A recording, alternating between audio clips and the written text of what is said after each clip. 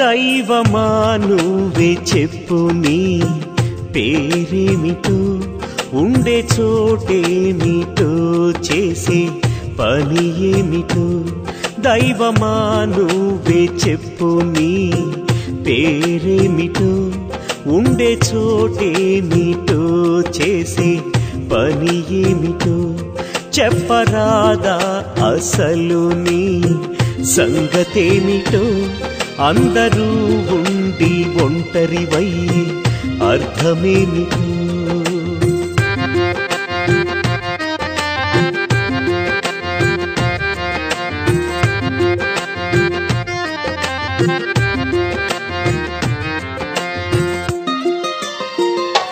సృష్టినంతా నడిపే నీలో శక్తి ఏమిటో, సృష్టినంతా నడిపే నీలో శక్తి ఏమిటో.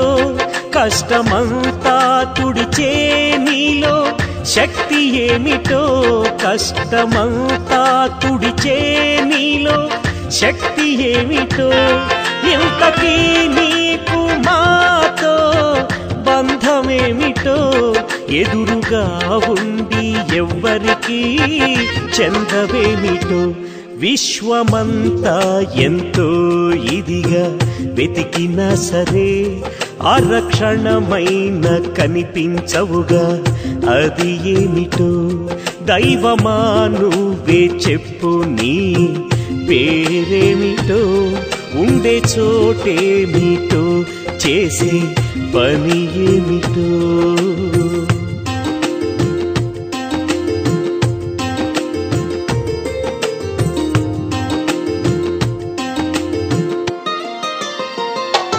ధర్మమే నీవైతే అధర్మం జయమేమిటో, శాంతమే నీవైతే అశాంతి భయమేమిటో. ధర్మమే నీవైతే అధర్మం జయమేమిటో, శాంతమే నీవైతే అశాంతి భయమేమిటో. సంపదుంటే ఇంకైనా సుగుణం ఇవ్వవేమిటో, సుగుణముంటే ప్రతి పూట అన్నం కరువేమిటో. ప్రేమే నీవైతే దీనులకి అందవేమిటో, అందరి మేలు కోరే నీకి నిందలేమిటో. దైవమా నువ్వే చెప్పు నీ పేరేమిటో, ఉండే చోటేమిటో, చేసే పని ఏమిటో.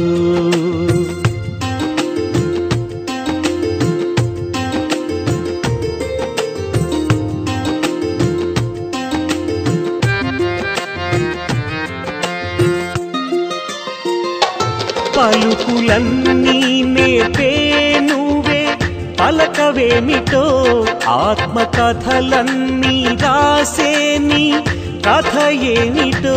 పలుకులన్నీ నేర్పే నువ్వే పలకవేమిటో, ఆత్మకథలన్నీ రాసే నీ కథ ఏమిటో. పూల రంగుల్ని వేసే నీ రంగు ఏమిటో, స్వర్గముందే ఇంకా నీకు బెంగ ఏమిటో. లోక బాధలన్నీ మోసే నీ మక్కువేమిటో, లోక బాధలన్నీ మోసే నీ మక్కువేమిటో. దైవమా నువ్వే చెప్పు నీ పేరేమిటో, ఉండే చోటేమిటో, చేసే పని ఏమిటో.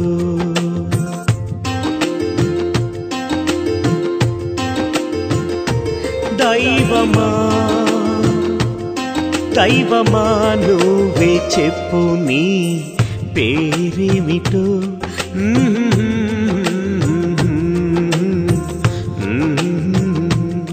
దైవమా నువ్వే చెప్పు నీ పేరేమిటో, నీ పేరేమిటో, పని ఏమిటో.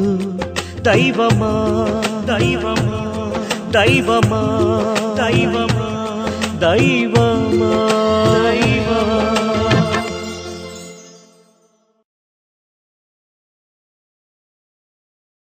ఓం శాంతి. మురళీ డేట్ 30/4/2025. మధురమైన పిల్లలారా, తండ్రి మనల్ని పురుషోత్తములుగా తయారు చేసేందుకు చదివిస్తూ ఉన్నారు. మీరిప్పుడు కనిష్ట నుండి ఉత్తమ పురుషులుగా అవుతారు. అందరికంటే ఉత్తమమైన వారు దేవతలు. ప్రశ్న: సతయుగంలో ఉండని ఏ శ్రమ ఇక్కడ పిల్లలు మీరు చేస్తూ ఉన్నారు? ఇక్కడ దేహ సహితంగా సర్వ సంబంధాలను మరిచి ఆత్మాభిమానిగా అయ్యి శరీరాన్ని వదిలేందుకు చాలా శ్రమ చేయాల్సి వస్తుంది. సతయుగంలో ఎటువంటి శ్రమ లేకుండా కూర్చొనే శరీరాన్ని వదిలేస్తారు. ఇప్పుడు నేను ఆత్మను ఈ పాత ప్రపంచాన్ని, పాత శరీరాన్ని వదిలి కొత్తది తీసుకోవాలి అనే అభ్యాసము లేక శ్రమ చేస్తారు. సతయుగంలో ఈ అభ్యాసం చేసే అవసరం ఉండదు. పాట: దూరదేశంలో ఉండేవారు పరాయి దేశానికి వచ్చారు. ఓం శాంతి. మధురాతి మధురమైన ఆత్మీయ పిల్లలకు దూరదేశంలో ఉండే బాబా మళ్ళీ లేక కల్పం తర్వాత వచ్చారని తెలుసు. దీనినే దూరదేశంలో ఉండేవారు మళ్ళీ పరాయి దేశంలో వచ్చారని అంటారు. ఈ పాటలోని మహిమ ఒక్క తండ్రిదే. అందరూ వారినే స్మృతి చేస్తారు. వారికి ఎటువంటి చిత్రమూ లేదు. అంటే విచిత్రులు బ్రహ్మ, విష్ణు, శంకర్లను దేవతలని అంటారు. శివ్ భగవాను వాచ అని అంటారు. వారు పరంధామంలో ఉంటారు. వారిని సుఖధామంలో ఎప్పుడూ పిలవరు. వారిని దుఃఖధామంలోనే పిలుస్తారు. వారు వచ్చేదే సంగమ యుగంలో. సత్యయుగంలో విశ్వమంతటా పురుషోత్తములైన మీరు ఉంటారని పిల్లలైన మీకు తెలుసు. మధ్యములు, కనిష్ఠులు అక్కడ ఉండరు. ఉత్తమోత్తమైన వారు ఈ లక్ష్మీనారాయణలే కదా. వీరిని ఈ విధంగా తయారు చేసిన వారు స్వయం శ్రీశ్రీ శివబాబా. శ్రీశ్రీ అని ఒక్క శివబాబాను మాత్రమే అంటారు. ఈ రోజుల్లో సన్యాసీలు మొదలైన వారు కూడా తమని తాము శ్రీశ్రీ అని పిలుచుకుంటారు. ఇప్పుడు తండ్రే స్వయంగా వచ్చి ఈ సృష్టిని పురుషోత్తంగా తయారు చేస్తారు. మొత్తం సృష్టిలో ఉత్తమోత్తమైన పురుషులు సత్యయుగంలో ఉంటారు. ఉత్తమోత్తములకు కనిష్ఠుల కంటే కనిష్ఠులకు గల తేడాను మీరు ఈ సమయంలో అర్థం చేసుకున్నారు. కనిష్ట మానవులు తమ నీచత్వాన్ని చూపిస్తారు. ముందు మనమెలా ఉండేవాళ్ళమో మీకు తెలుసు. ఇప్పుడు మళ్ళీ మనము స్వర్గవాసులైన పురుషోత్తములుగా అవుతూ ఉన్నాము. ఇది సంగమ యుగము. పిల్లలకు ఈ పాత ప్రపంచము మళ్ళీ కొత్తదిగా అవ్వాలనే లక్ష్యం ఉన్నది. కొత్తది పాతదిగా, పాతది కొత్తదిగా తప్పకుండా అవుతుంది. కొత్తదానిని సత్యయుగమని, పాతదానిని కలియుగమని అంటారు. తండ్రి సత్యమైన బంగారము. సత్యం చెప్పేవారు వారిని సత్యము అని అంటారు. అంతా సత్యమే చెప్తారు. ఈశ్వరుడు సర్వవ్యాపి అని చెప్పేది అసత్యము.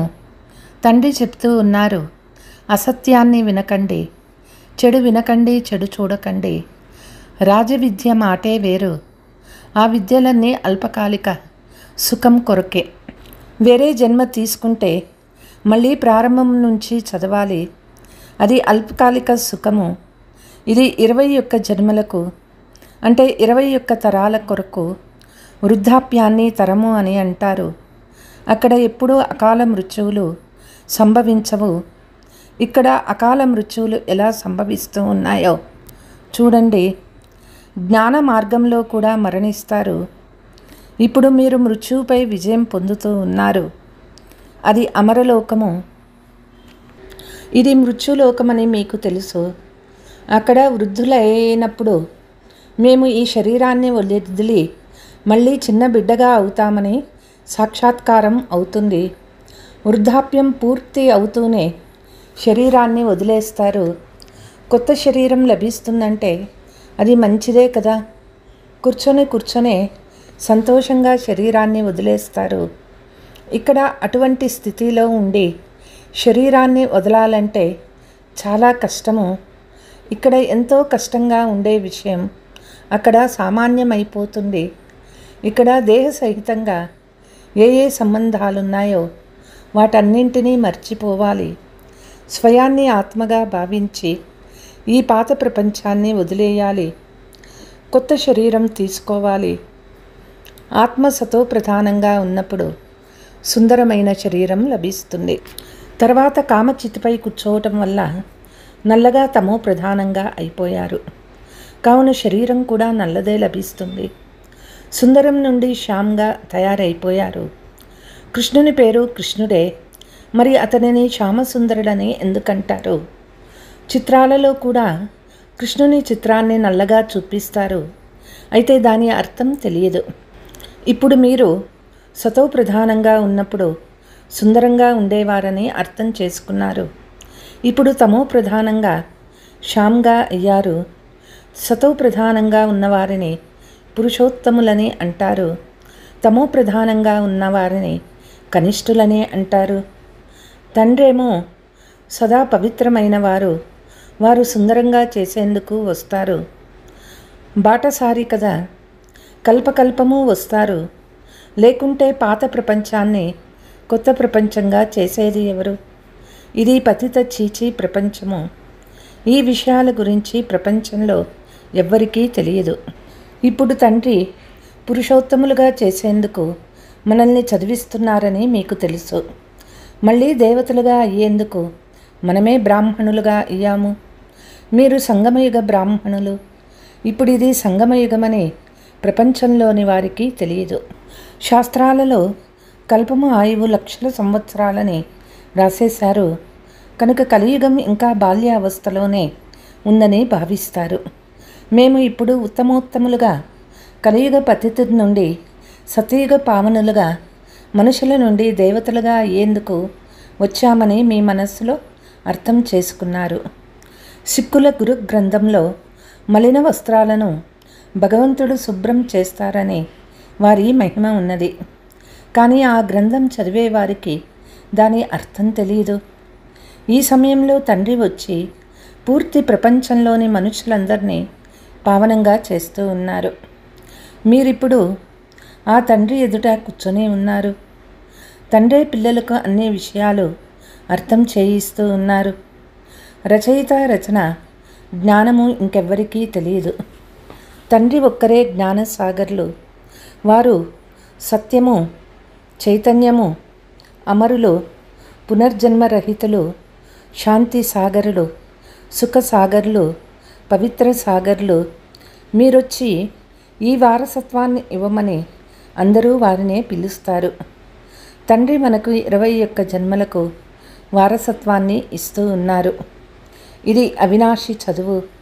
చదివించేవారు కూడా అవినాశి తండ్రి. అర్ధకల్పం కొరకు రాధ్యాన్ని పొందుతారు. తర్వాత మళ్ళీ రావణ రాధ్యము వస్తుంది. అర్ధకల్పం రామరాధ్యము, అర్ధకల్పం రావణ రాధ్యము. ప్రాణం కంటే ప్రియమైన వారు ఒక్క తండ్రే. ఎందుకంటే వారే పిల్లలైన మనల్ని అన్ని దుఃఖాల నుంచి విడిపించి అపారమైన సుఖంలోకి తీసుకువెళ్తారు. వారు మన ప్రాణాల కంటే ఎక్కువ ప్రియమైన పారలౌకిక తండ్రి అని మీరు నిశ్చయంతో చెప్తారు. ప్రాణము అని ఆత్మను అంటారు. మానవ మాతృలందరూ వారినే స్మృతి చేస్తారు. ఎందుకంటే అర్ధకల్పం కొరకు దుఃఖం నుంచి విడిపించి సుఖశాంతుల్ని ఇచ్చేవారు ఆ ఒక్క తండ్రి మాత్రమే. కనుక వారు ప్రాణాల కంటే ప్రియమైన వారు కదా. సత్యయుగంలో మనమందరం సుఖంగా ఉండేవారమని మీకు తెలుసు. మిగిలిన వారంతా శాంతిధామానికి వెళ్ళిపోతారు. మళ్ళీ రావణ రాజ్యంలో దుఃఖం ప్రారంభమవుతుంది. ఇది సుఖదుఖాల ఆట. మనుషులు ఇక్కడే ఇప్పుడిప్పుడే సుఖము, ఇప్పుడిప్పుడే దుఃఖము ఉంటుందని భావిస్తారు. అలా కాదని మీకు తెలుసు. స్వర్గం వేరే, నరకం వేరే. స్వర్గ స్థాపన చేసేవారు తండ్రి, ఆయన రాముడు. నరకాన్ని రావణుడు స్థాపన చేస్తాడు. రావణుని ప్రతి సంవత్సరం తగలబెడతారు. కానీ ఎందుకు కాలుస్తారో, రావణుడు ఎలాంటి వస్తువో ఏమాత్రమూ తెలియదు. ఎంత ఖర్చు చేస్తారు, కూర్చొని ఎన్ని కథలు వినిపిస్తారు. రాముని సీతను భగవతిని రావణుడు ఎత్తుకొని పోయారని చెప్తారు.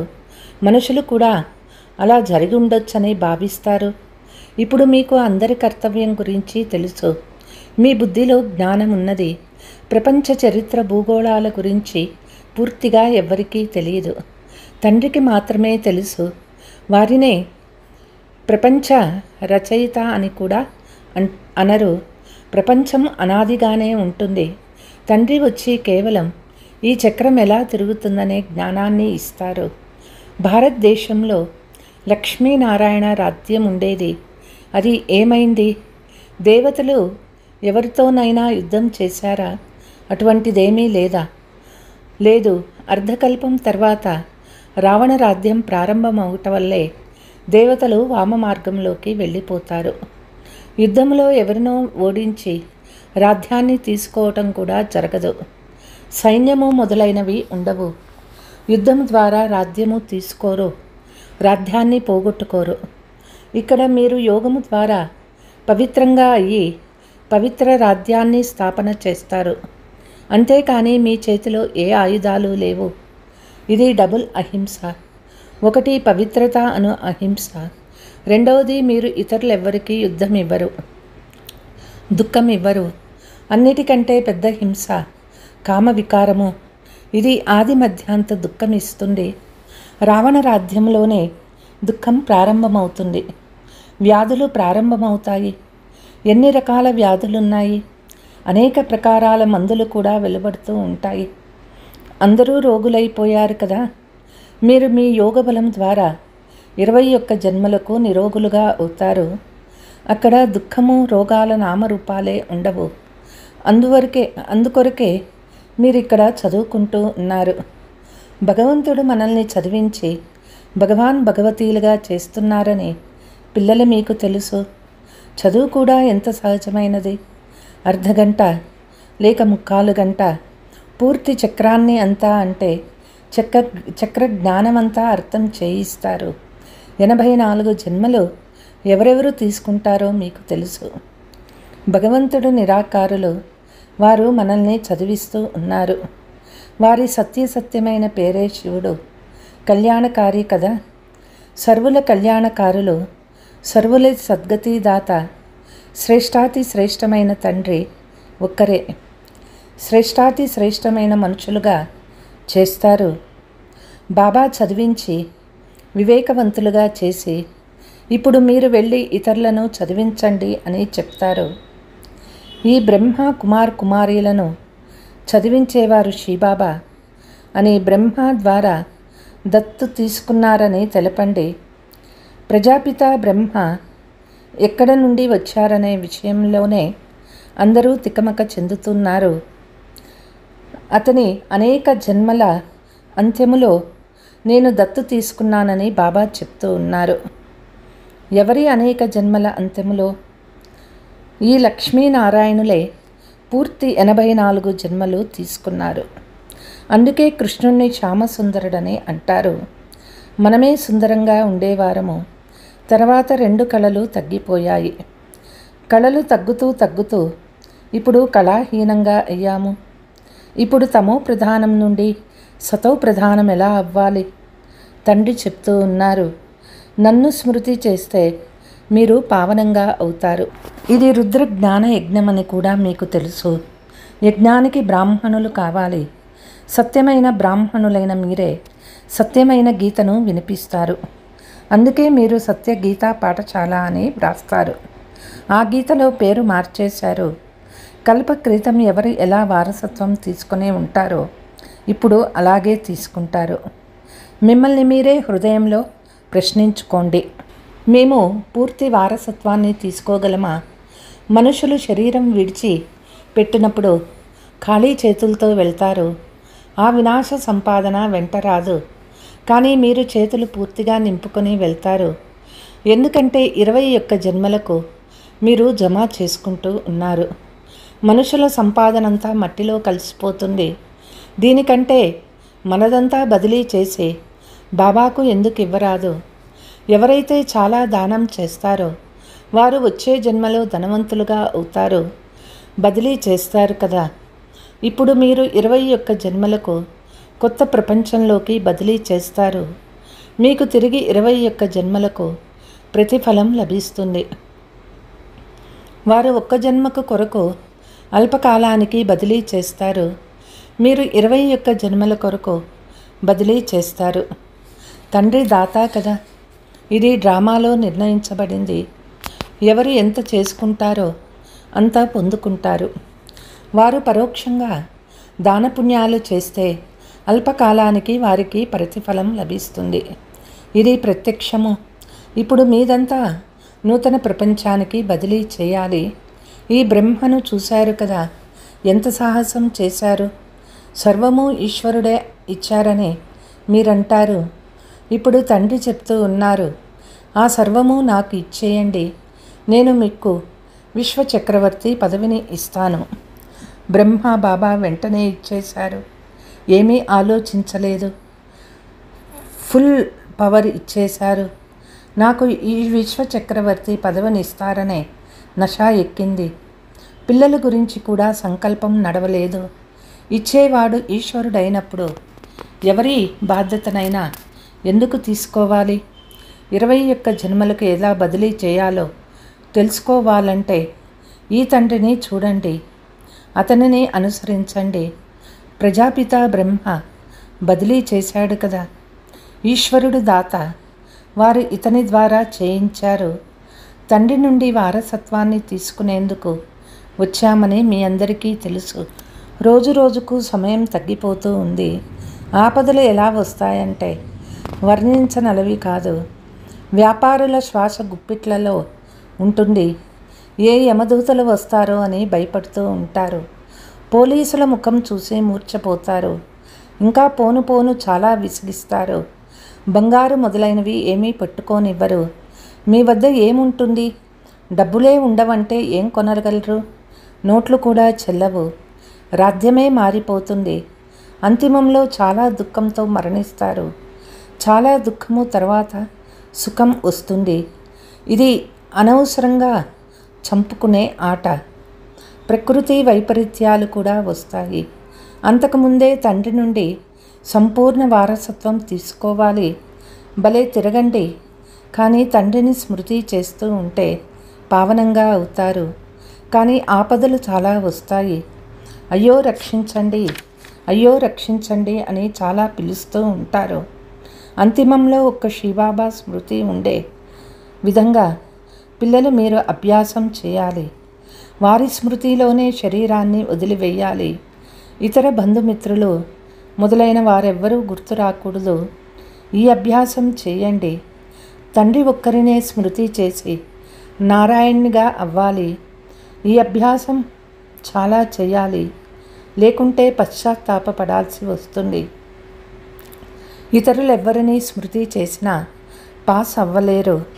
పాస్ అయిన వారు మాత్రమే విజయమాలలో కూర్చోబడతారు. మేము తండ్రిని ఎంత సమయం స్మృతి చేస్తున్నామని స్వయాన్ని ప్రశ్నించుకోవాలి. మీ చేతిలో ఏదైనా ఉంటే అది అంత్యకాలంలో గుర్తుకొస్తుంది. చేతిలో ఏదీ లేకుంటే ఏదీ గుర్తుకు రాదు. తండ్రి చెప్తూ ఉన్నారు, నా వద్ద ఏమీ లేదు, ఇవి నా వస్తువులు కాదు. లౌకిక జ్ఞానానికి బదులు ఈ జ్ఞానం తీసుకుంటే 21 జన్మలకు వారసత్వం లభిస్తుంది. లేకుంటే స్వర్గ వారసత్వాన్ని పోగొట్టుకుంటారు. మీరు ఇక్కడికి తీసుకునేందుకు వస్తారు. తప్పకుండా పావనమవ్వాలి. లేకుంటే శిక్షలు అనుభవించి లెక్కాచారం సమాప్తం చేసుకుని వెళ్తారు. పదవి ఏదీ లభించదు. శ్రీమతానుసారం నడుచుకుంటే కృష్ణుని మీ ఒడిలోకి తీసుకుంటారు. కృష్ణుని వంటి పతి, కృష్ణుని వంటి పుత్రుడు కావాలని కోరుకుంటారు. కొంతమంది చాలా బాగా అర్థం చేసుకుంటారు, కొంతమంది ఉల్టా సుల్టాగా మాట్లాడుతూ ఉంటారు. अच्छा मीठे मीठे सिकीलते बच्चों प्रति माता पिता बाप दादा का याद प्यार और गुड मॉर्निंग. रूहानी बाप के रूहानी बच्चों को नमस्ते. हम रूहानी बच्चों के रूहानी माता पिता बाप दादा को याद प्यार गुड मॉर्निंग नमस्ते नमस्ते. ధారణ: బ్రహ్మ బాబా ఎలాగైతే తన సర్వస్వాన్ని బదిలీ చేసి పూర్తి అధికారాన్ని తండ్రికి ఇచ్చారో, ఏమీ ఆలోచించలేదో, అలా తండ్రిని అనుసరించి 21 జన్మాల ప్రాలబ్ధాన్ని జమ చేసుకోవాలి. అంత్యకాలంలో ఒక్క తండ్రి తప్ప ఏ వస్తువు గుర్తు రాకుండా ఉండేటట్లు అభ్యాసం చేయాలి. మనదేమీ లేదు, సర్వస్వము బాబాదే. బాబా మరియు వారిచ్చే ఆస్తి ఈ రెండిటి స్మృతిలో ఉండి ఉత్తీర్ణులై విజయమాలలో రావాలి. వరదానము: మనస్సుపై ఫుల్ అటెన్షన్ ఇచ్చే ఎగిరే కళ యొక్క అనుభవి విశ్వ పరివర్తక్ భవ. ఇప్పుడు చివరి సమయంలో మనస్సు ద్వారానే విశ్వ పరివర్తనకు నిమిత్తంగా అవ్వాలి. అందుకే ఇప్పుడు మనస్సు యొక్క ఒక్క సంకల్పము వ్యర్థమైనా చాలా పోగొట్టుకున్నట్లవుతుంది. ఒక సంకల్పాన్ని కూడా సాధారణ విషయంగా భావించరు. వర్తమాన సమయంలో సంకల్పాల ఆందోళన కూడా పెద్ద ఆందోళనగా లెక్కింపబడుతుంది. ఎందుకంటే ఇప్పుడు చాలా సమయం గడిచిపోయింది. పురుషార్థం యోగం వేగం కూడా మారిపోయింది. కనుక సంకల్పంలో ఫుల్ స్టాప్ ఉండాలి. మనస్సుపై ఇంత అటెన్షన్ ఉన్నప్పుడే ఎక్కే కళ ద్వారా విశ్వ పరివర్తకులుగా అవ్వగలరు. స్లోగన్: కర్మలో యోగము అనుభవం అవ్వడం అంటే కర్మయోగిగా అవ్వడం. అచ్చా. ఓం శాంతి.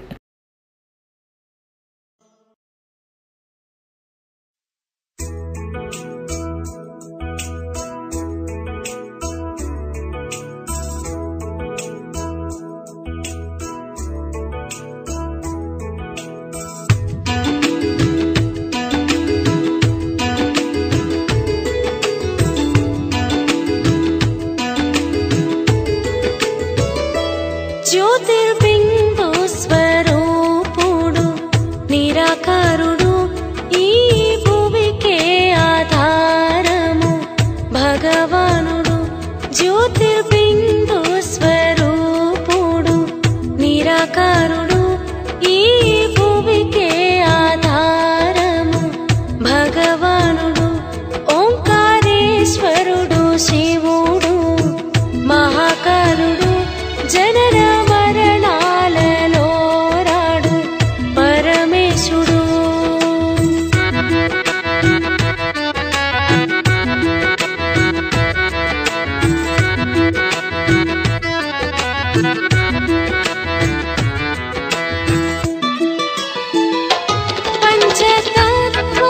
పంచతత్వాలపైనున్న నీ ధామము, పంచతత్వాలపైనున్న నీ ధామము బ్రహ్మతత్వమే కాదా నీ నగరము, బ్రహ్మతత్వమే కాదా నీ నగరము. శాంతి ఆనంద నిలయము ఆలోకము, శబ్దరహితముగా దివ్య పరంధామము. ఆత్మలందరి నివాసము ఆలోకము. ఇప్పుడు వెళ్ళాలి అందరము ఆధామము. జ్యోతిర్బిందు స్వరూపుడు నిరాకారుడు ఈ భువికే ఆధారము భగవానుడు.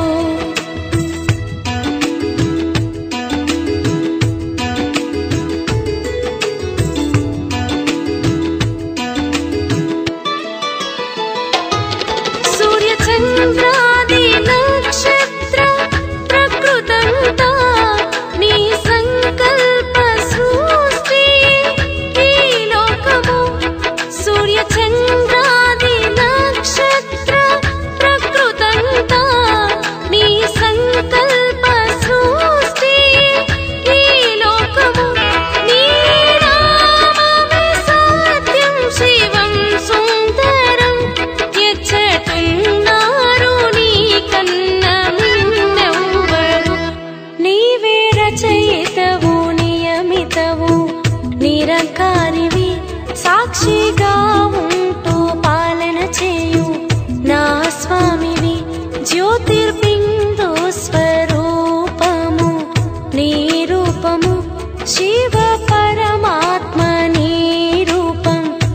నిరాకారుడు